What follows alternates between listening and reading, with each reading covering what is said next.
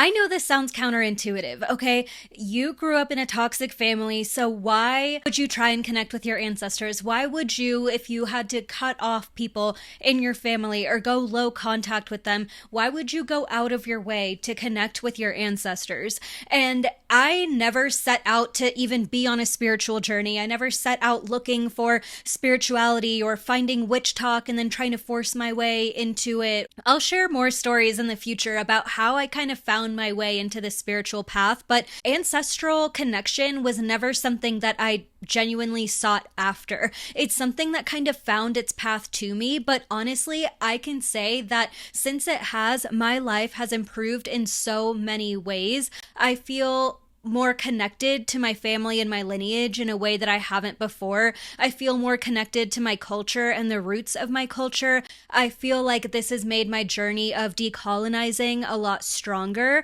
I feel like my discernment has gotten a lot better. There's so many things in tangible ways that my life has improved since connecting with my ancestors, and I wanted to share some of those reasons in this video so you can see if this is something that you want to try too.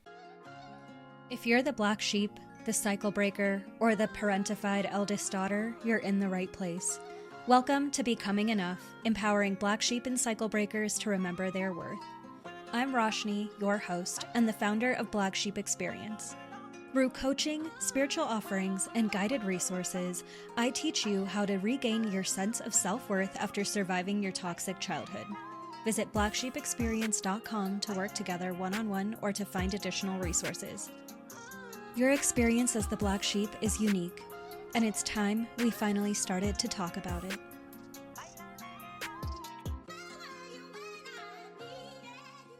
The first reason is that they asked for you to be here. Not everyone in your family was strong enough to break cycles, and many people in your family were able to see through political lies. They were able to see through societal structures at the time, but they may not have had the resources to break out of those traps. Think about a lot of the women in the past in your family or in your lineage. They may not literally have had the rights to explore a new life, even if they saw that that was their true path, even if they saw that they had something in their heart that they wanted to do. Not everyone in your past, depending on where you were or what the culture and the history of your family is, was able to break out of the oppression and break out of the systematic struggles that were happening at those times. But that doesn't mean that they didn't see the truth. And even if they were not able to achieve a certain kind of freedom in their life, or they were not able to make all the things happen that they wanted to, for some of them, even if they were not able to break the cycles that they were a part of or that they witnessed, some of them still asked for someone to be able to break that cycle. They still asked or hoped or fought for freedoms that someone in their lineage would one day be able to live and enjoy. And even though you have had a toxic relationship with some of your living family now, that doesn't mean that the thousands and thousands of people that came before them were all just as bad. And something that's been so true that I've been able to witness personally for myself and even some of my clients has been that when people cross over, they're then freed from a lot of the societal structures and systems and expectations that they faced when they were on Earth. And in my experience and in my belief, I also believe that many of these people are able to have kind of a different view of what happened. They're able to maybe even see a lens into your life if they crossed while you were alive, to see things that happened in your past that were unfair or that maybe they were unaware of. They're able to get a better view and a better sense of things because they're not so invested in this lifetime. They're then able to take a step back and see, okay, well, maybe I would have disapproved of them following their own path when I was on Earth, but now that I'm here, I can see that this is what makes them happy. I can see that this is what's going to lead them to having a life of no regrets, right? At the time of people's passing, they do talk about regrets that they have, or they do review their life and look at some of the decisions that they've made. And there is a book that I can't remember the name of, but there have been multiple books and studies written about a lot of the regrets that people have, or the things that are common that people talk about when they are close to passing. And something that I've never seen written is that they wish they cared more about other people's opinions. They wish they cared more and prioritized society over themselves or their families. And so if we take this a step further to the point where they have crossed, they're then even more free. They've learned those lessons during the time of their crossing to say, oh my gosh, I held these societal structures and expectations so close to my heart that I then was pushing it on everyone else around me. I was so convinced that this was the right way. This is what we had to do. And now that I've crossed over, I can see how much those were holding me back. I can see how those structures and expectations contributed to the regrets that I have. And so even in this act of crossing over, there can be a lens of deeper understanding. And something that's a huge caveat here when it comes to speaking with our ancestors and connecting with them is that it's important to connect with your wise and well ancestors, right? Especially when you're first getting started. There is a sense of connecting with deeper ancestors who have committed wrongs, and that is also something important, which I'm not going to get into in this video, but connecting with your wise and well ancestors, your ancestors who want the best for you, is an important distinction to make. This isn't about opening the door to everyone. This isn't about opening the door to someone who actively caused harm to you. This is about connecting with people who you did love, people who did care for you that are maybe no longer around, people who maybe you never even met but have been looking out for you, have prayed for you, have wanted more freedom for their descendants. And as we create that distinction, we learn to connect with the people who actually do have our backs, who actually do care for us, who actually do want the best for us and want nothing but to help us, right? They've lived through life. They've seen how difficult life can be. They've seen how difficult life can be as relatively close to being in your shoes as they possibly can. And by coming from that same culture, by coming from that same lineage, and by witnessing the things that happened before you, they're able to give you a lot of insight into your life and your past and your family history. And that brings me to my second reason, which is that when you begin to connect and actually communicate with your ancestors, they allow you to make connections or understand things that maybe you didn't know before. So I'm actually going to share a personal story about this. I was taking a course with Samara Kasai, who is a breathwork facilitator, pranayama facilitator, and they were hosting this course at the time that was all about money, right? Connecting with money, but doing it almost from the lens of your generational cycles, your family, your lineage. And so there was a piece in this where we were doing a pranayama exercise and we're setting the intention to connect with our ancestors. I had not really done anything like this before. I was honestly a little afraid going into it, and I didn't really know what to expect because it wasn't something that I'd done before. But I was deep in this pranayama practice, and I actually had someone in my lineage who I'd never met before come through, and I didn't expect what he shared at all. He actually shared some insights on money and the money mindset in my family. He shared insights around wounding that he's still currently carrying, or that he wished he could have fixed while he was on earth with other relatives, and acknowledging the wounding that these people who I do know still have and still live with. And it was all of these really close, really specific connections that made a lot of things click. And it broke my heart that there was a sense of misunderstanding that was still playing out in real time. But there were the people in my family who were, still around, would not have been able to hold space for this kind of communication. And so I just kind of respected that. I'm not going to force this on anyone, but even knowing where some of this led to in my life, and even knowing for me that there was more hurt caused than was acknowledged, and where that hurt came from and where these kind of misunderstandings happened, those were so vital, not just in my connection with my ancestors, not just in connecting with someone who I'd never met in my life, but also this idea of understanding my money mindset and how and why I was making certain decisions and why I was carrying that same wounding. And this is, again, not something that I ever set out to do. I didn't even know that any of this was possible. But by setting the intention and placing water and a candle out and going deep into a meditative state, and using pranayama techniques, which are ancient Indian techniques, to connect deeper, that allowed this translation to come through, that allowed this communication to come through. And I'm so eternally grateful, because these were life-shifting moments for me. And another side of this same coin is that you may be able to get along with someone better after they have crossed over. And this was something that was really kind of a weird thing for me to realize. But again, in some of my meditations on my own, especially during COVID and during 2020 and 2021, I was meditating every single day. I was learning tarot. I was deepening my intuition and my spiritual connection with myself. And in some of my deep grounding meditations, I would find an ancestor who was there, who I loved so dearly on earth. Their passing was my first introduction into grief and into depression. I miss them so, so much. And I came across them in this meditation. They came to me. I don't know exactly how it happened. I was just trying to ground and relax and connect with myself. And I didn't expect to see them. But they came through, and they came through in their 30s. And they were so much happier than I had ever seen them in my life. They had this energy about them and this joy about them. And witnessing that was so beautiful.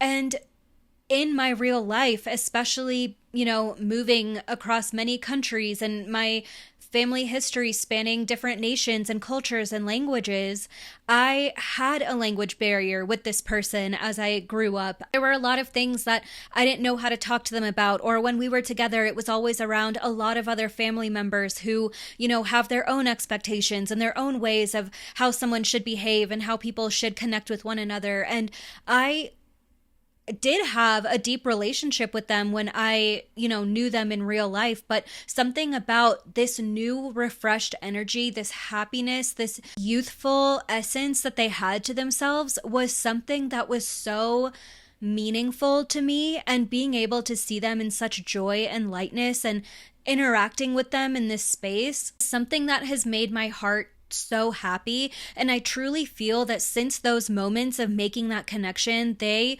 walk beside me. They're there when I need them. They connect with me.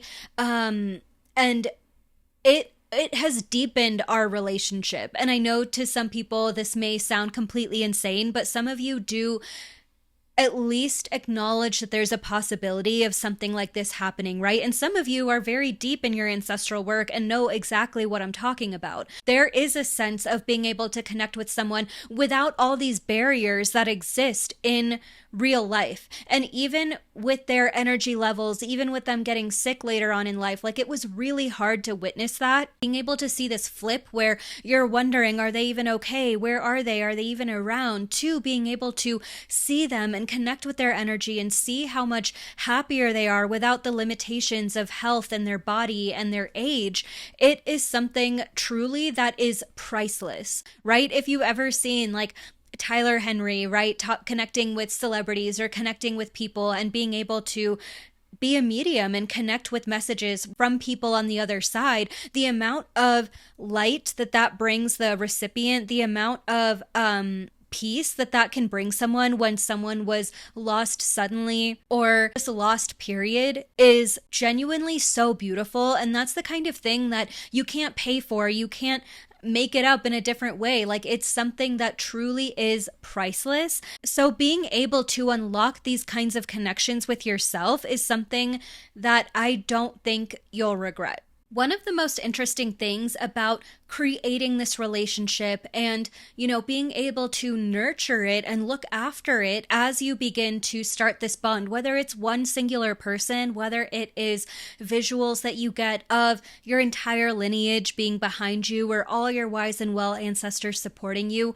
however this starts to come in for you when you begin to work with them, you will feel more supported than you ever have before.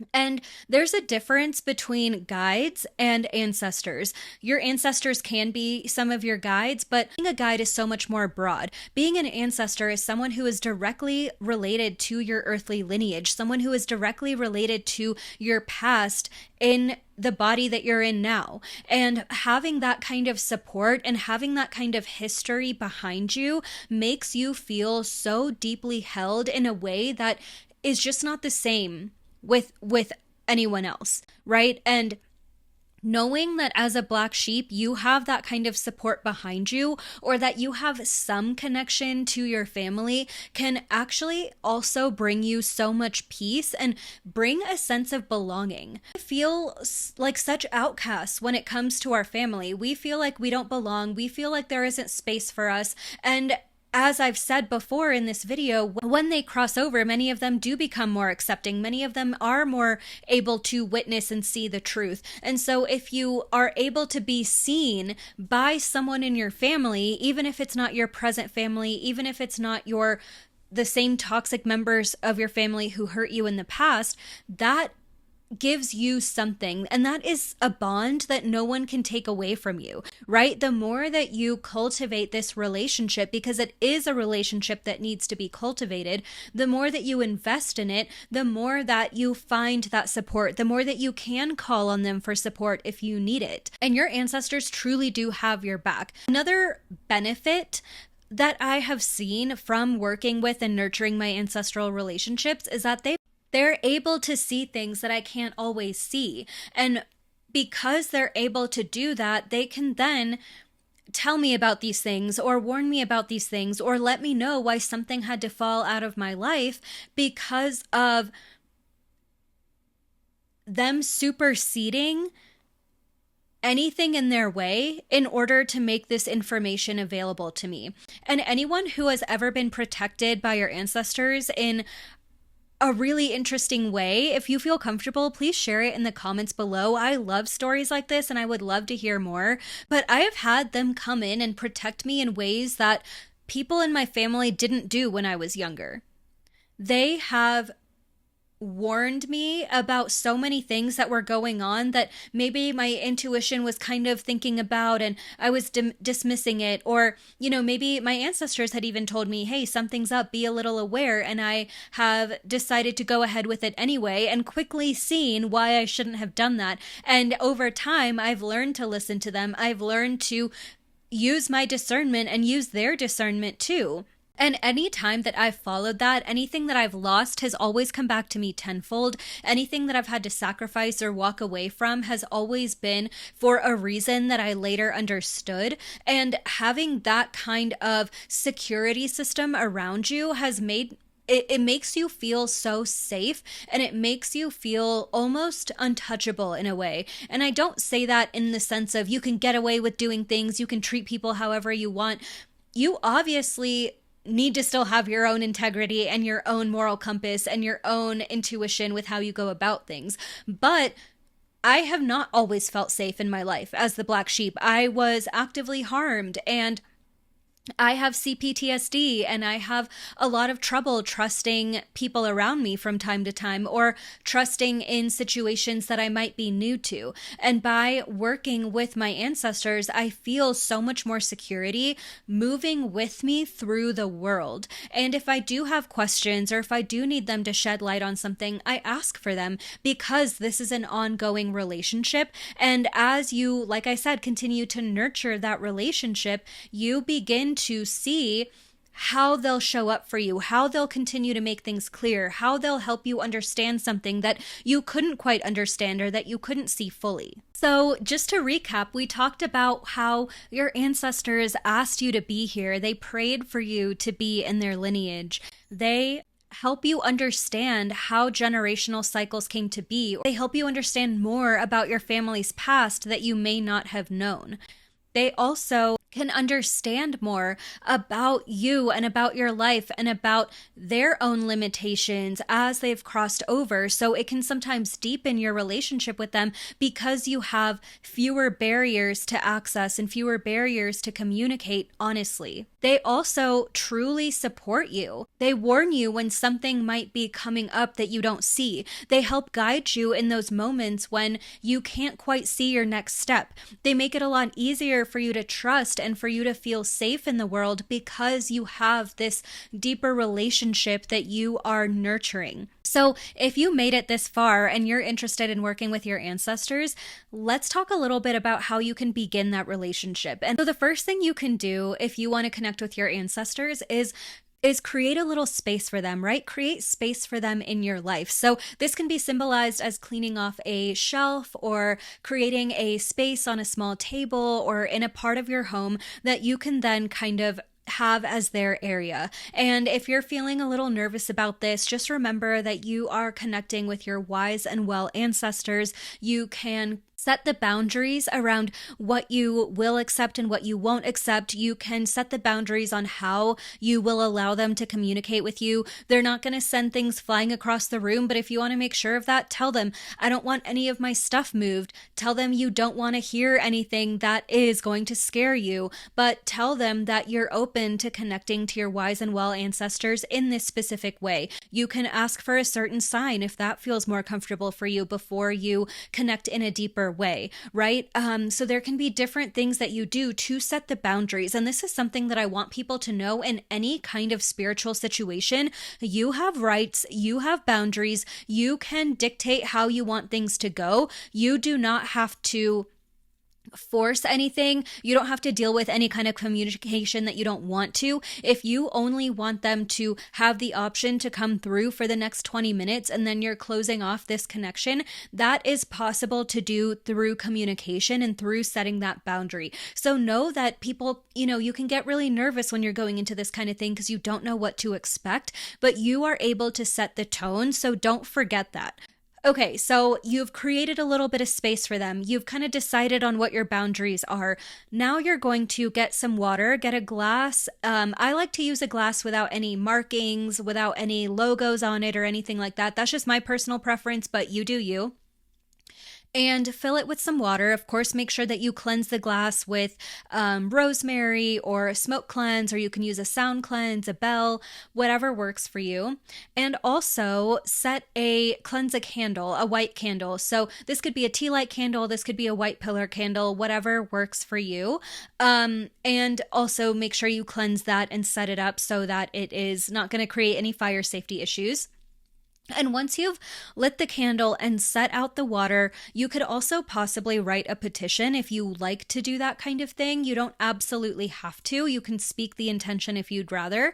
But writing a petition for your wise and well ancestors to communicate in a certain way or to connect with you can be another way of you reaching out, right? You saying, I'm here. And these are the people that I would like to connect with. I want to connect with people who I can trust, who have my back, who are here for me. And by doing that, once again, you're setting the tone and you're creating a space of safety for yourself. After doing that, you can then just take a minute to sit down and be silent, right? I prefer to not have any kind of music playing or any sort of distractions. Obviously, if you live with other people, that's okay to have noise in the background, but create a time where you are able to be still.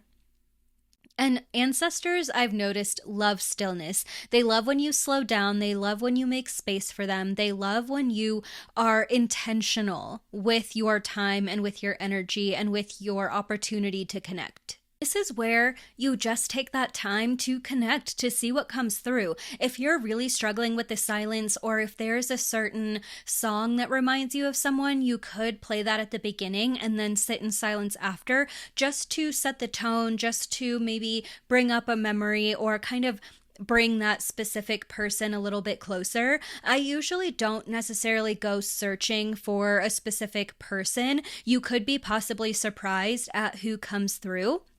Just like when someone who I'd never met came through in my meditation.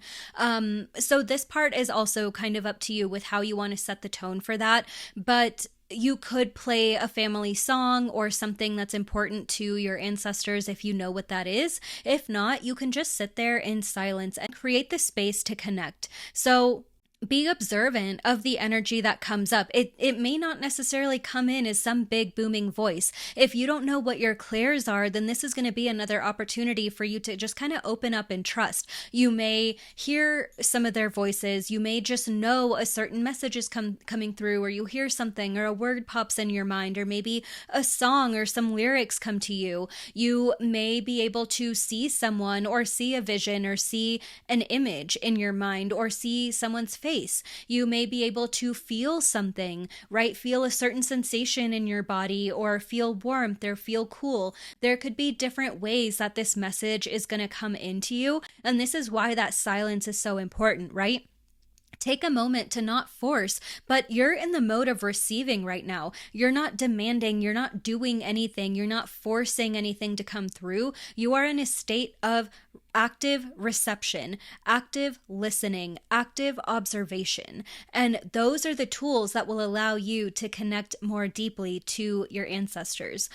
As you make that first connection, I would keep that space, set aside for them. So obviously replacing the water, right? You can use that water to water your plants. You can use that water to water some of the trees outside your house. You can even create kind of a watering spot in your garden where certain plants or certain trees will need water. And every time you take your ancestral water and pour it in that place, and you can even watch certain flowers or certain new plants bloom there. That could be another interesting way to facilitate this connection. Outside of changing that water frequently and, using fire safety with the candle, you can continue to leave other offerings. So one of the ideas that I have that's definitely really interesting is cooking food that your ancestors enjoyed, foods that you grew up with, foods that are big in your culture, or a family recipe, or something that you have a connection to. And honestly, I think this is so healing for Black sheep sometimes, because we may have foods that we grew up with that then we have negative associations with, so we stopped cooking them. We may have certain songs or music or traditions that we grew up loving as a kid, but because of everything that happened, we've had to walk away from a lot of those cultural things altogether. Maybe no one in that family or in the greater society or in that hometown is safe for you anymore. So you've had to walk away, but that also does include grieving some of the things that you lost, grieving some of the things that you don't get to experience anymore. And so this is a space where you get to facilitate some of that connection. So you can cook one of those favorite recipes that you used to love, or that was big in your family history, and set aside some for them. Leave it in a bowl. I have pets, so I usually cover mine with a lid just for safety so that my dog doesn't get into it. But knowing that you can connect to your culture in a deeper way can also be even more incentive to connect with your ancestors, and sit there and eat your dinner with them, right? So if you have your shelf, you have their portion of the food, you have their water, you have a candle, and you're just sitting across from them eating your dinner, you're sharing a meal with them. And that doesn't have to be, again, to hear anything, to force any sort of connection, but these things might naturally come up as you continue to spend time with them.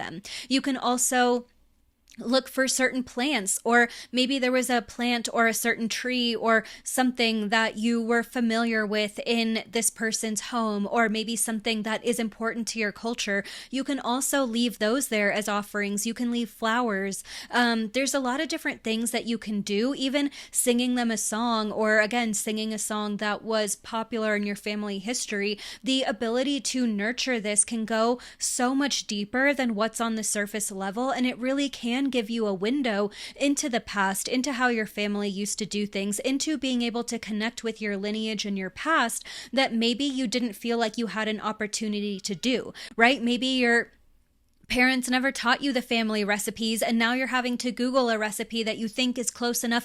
That's okay. Start with what you have. Start with the resources and the knowledge that you have, and maybe someone will end up sharing that recipe with you in the future. Hope that this video was interesting for you. I hope that you try to connect with your ancestors if you haven't already. If there's something that you learned or something that you didn't know before in this video, I'd love to hear it in the comments below. Please be sure to like and subscribe so you can get more content like this, and I will see you next week. I love you so much, and happy healing. Thanks for tuning in today, Black Sheep. If you enjoyed this episode, please rate, review, and share it with your chosen family. Visit blacksheepexperience.com to book a self-worth coaching session, tarot reading, or to enroll in the self-worth blueprint for Black Sheep and cycle breakers. Follow Black Sheep Experience on Instagram to stay tapped into upcoming events and resources for the Black Sheep Collective. Take good care of yourself and your community, and I'll see you next week.